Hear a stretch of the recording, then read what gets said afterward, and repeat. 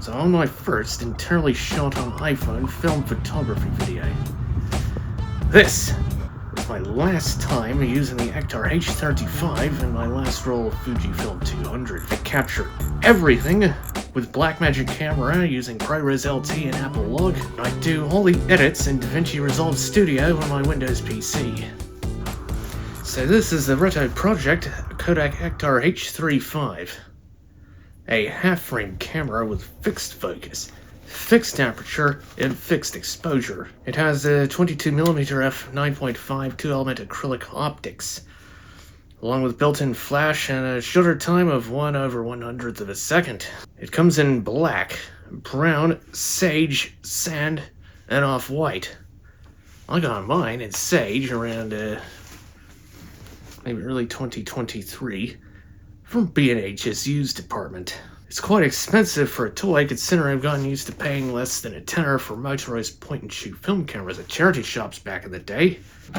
The appeal of something like this Ektar H35, or Ektar H35, is in its simplicity as a glorified, reloadable, disposable, and in its quirks, especially with the use of the half-frame format. It's a cheaply made bit of hardware, this. Without much in the way of quality control, especially for its nearly $50 US price tag new. So you know how far Kodak have fallen, especially considering they've licensed their Ektar name to such a product. Kodak are, however, in a unique position as the only company in the world still making color motion picture film, and one of the few left making color photography film. A few years ago, Fujifilm have even discontinued its Superior in the US and other places and replaced them with Kodak-made film. Instax film, however, is still made in Japan. I'll be looking forward to reviewing an Instax mini camera later on. For now, we're sticking with the 135 format. Now, Fuji 200 is basically like Kodak Gold 200, which should fit in nicely with the Ektar H35. I mean, Ektar 100 might sound like a more obvious choice. However, using it in the Ektar H35 would be a waste of such a fine-grained film. It does, however, work fairly well for trying to invoke a feeling of nostalgia, unlike the next piece of tech I'm using to film the video on, the Apple iPhone 15 Pro. Now that came out in late 2023. However, it's still more than capable of standing toe-to-toe with the best phones all the way into 2025 and maybe even beyond. It even supports Apple Intelligence, not that I care for it much, to be honest. I'll admit I have tried it out a few times, and now I'm stuck with about 5.5 gigs of AI models that Apple won't let me delete from my phone even though I've turned it off.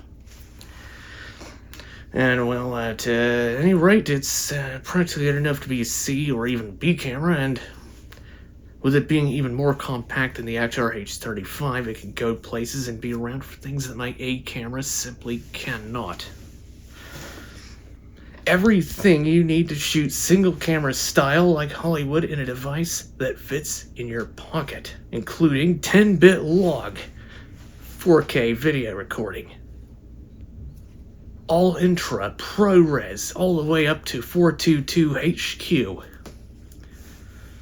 Different focal lengths to choose from the 13 equivalent to the 24 equivalent main, which is what I'm using now, to the 48, taking advantage of the quad pair coating, which is really just a 2x crop,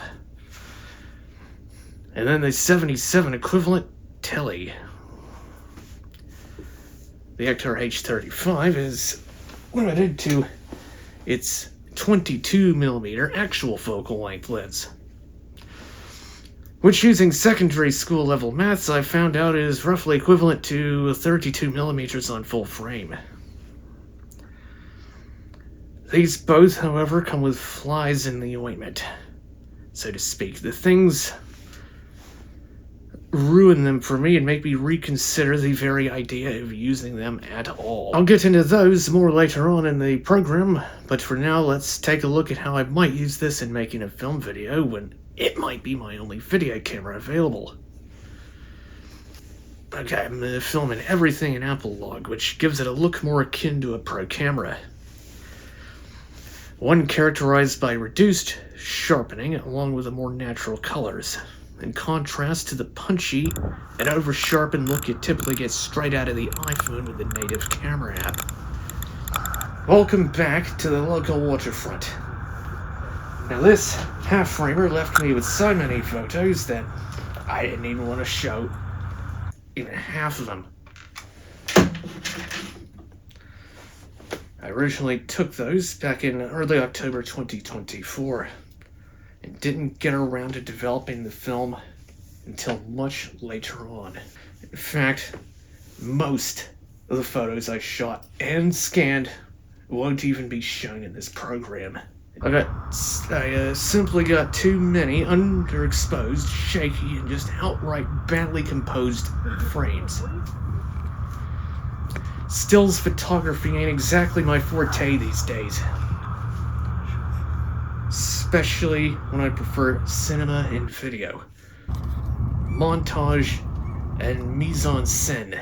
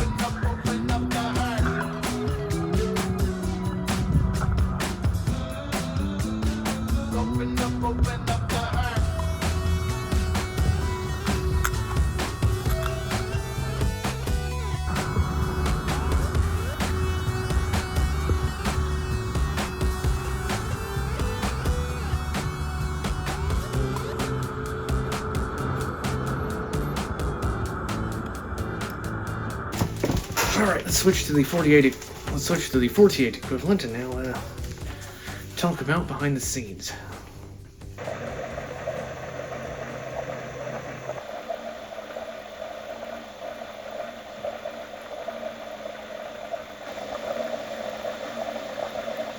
I usually develop all my 35mm film myself, and it's actually not that hard to do C41 when you have a sous vide immersion circulator.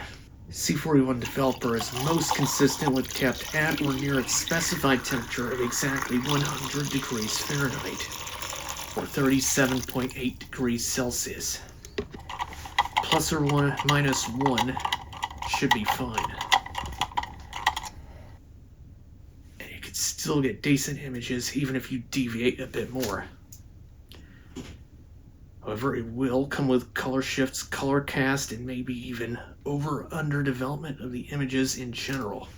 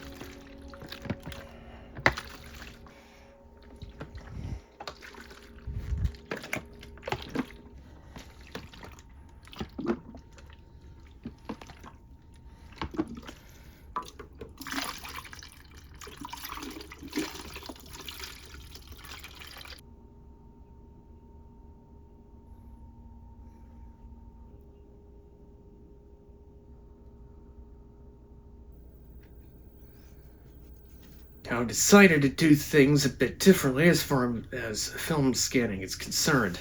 I used the same program I used as before, ViewScan.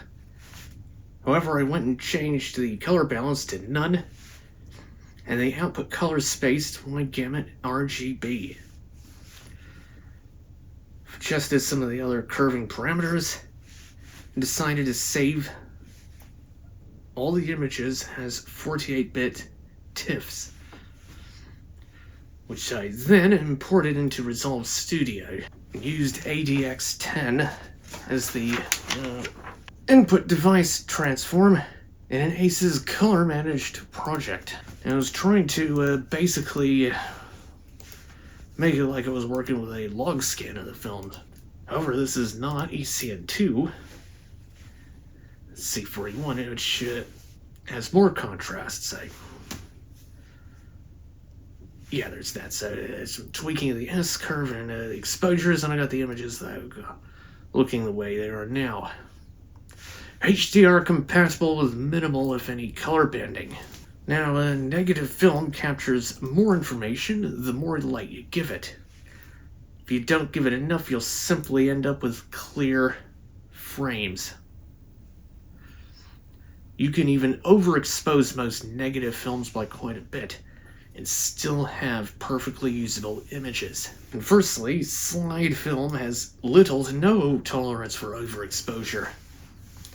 Similarly, the small imaging sensors is smartphone cameras, but unlike slide film, a smartphone can cheat around those limitations, and in fact, does so by default. Now, if you need an even crazier example of just how well film can handle overexposure, this image above this thing that says retro photography, that I shot on a roll of Kodak Portra 400, staring directly into the sun, and just look at how it handles the highlights. In fact, you look hard enough, you can even see that the sun looks round. And you can still see into the shadows. So yeah, these glass sandwiches weren't made for shooting video, at least in the traditional horizontal sense. And yes, this is a Samsung Galaxy S23 I'm holding in my right hand, but you get the point. Horizontal is the way I've learned to shoot videos throughout the course of my life, and it's on the hill I'm willing to die on. For that, hybrids and camcorders are much more ergonomically sound and do a better job. Both are quite bulky and rarely carried around on an everyday basis, unlike an iPhone.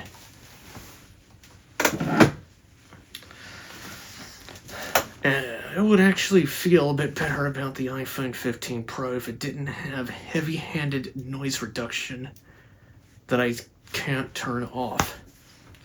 I'm talking about the kind that eats in a shadow detail and turns it into mush. It would also be great if the other camera modules like the 0.5x and the 3x ones had the same native ISOs and clipping points as the main one. But they don't, and oftentimes are simply just referred to as lenses, despite the fact that they are different sensors. The one to focus on when talking about iPhone videography, however, is the main 24mm equivalent. Yeah, backed by a 1/1.28 times sensor with an actual focal length of 6.765mm and an aperture around f1.78. To the base ISO 55 in the Blackmagic camera app, the main camera module can achieve a DR of about 12 stops, based on what I gather from the CineD's testing. Going up to around ISO 1200 or rather 1250 takes the DR up to 13.4 stops, which makes it sound like it's better than an FX30, however, it is not. The FX30 has rather minimal noise reduction by comparison, An additional detail can be excavated from the noise floor via post-processing noise reduction in Resolve Studio. Up to maybe the advertised 14 plus stops. Those 13.4 stops that you see on the image test graph on CineD's website are all you're ever going to get from the iPhone 15 Pro, no matter what, as the image is already heavily denoised. Now, one of the mics on the rear of the iPhone is located right next to where the 3 camera lenses and the flash are. That is one thing you're going to need to bear in mind whenever attaching a lens filter adapter to this thing. For those not in the know, there's actually a little microphone right near where my finger's at. Right near the lens. JJC MFS2, the magnetic lens filter mount adapter.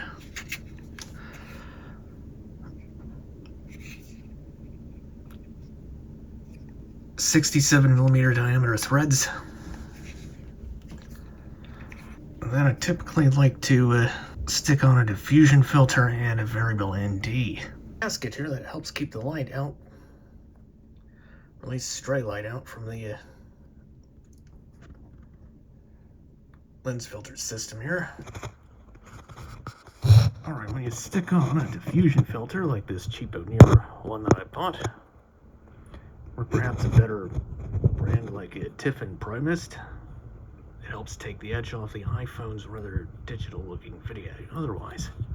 Notice that it will muffle a sound coming from the iPhone's microphones. Let's say between that and an external SSD taking up the USB-C, in the event that I use the external USB-C SSD, I'm left with a bit of a conundrum here. Do I plug in a USB audio interface or a USB mic and not an SSD? Do I plug in a hub that will allow me to add more things, which, yeah, and I'll add bulk to this whole setup and defeat the purpose of even using an iPhone? Or do I just simply go ahead and not even use the lens filters at all? Which will leave me with a rather staccato look in daylight, and not as much manual control over exposure. So one of the things I like to do to control exposure on a CineCam is use a variable ND filter, like this one here.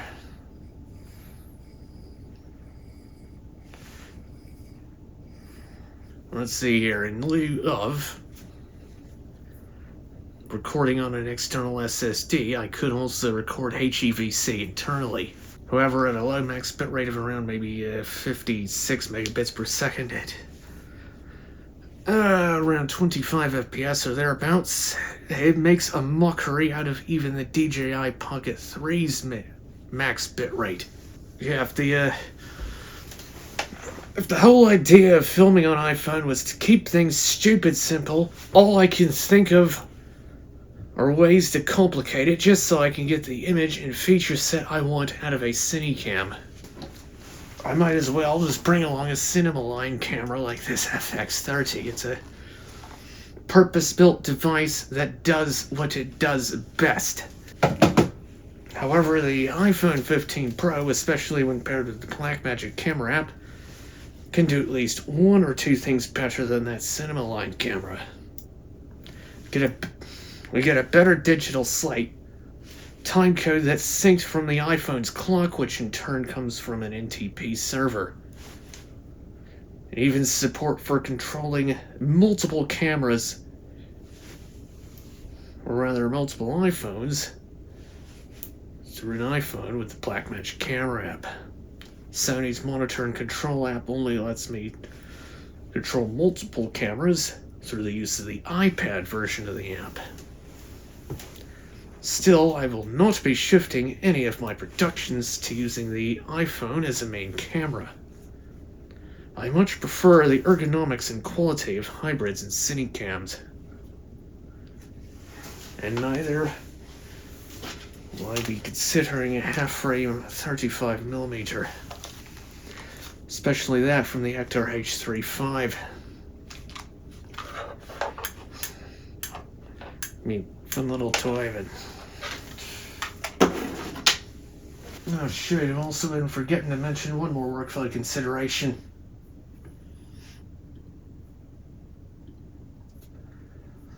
If you go to Mac or another Apple device, you could simply use AirDrop to transfer those files over.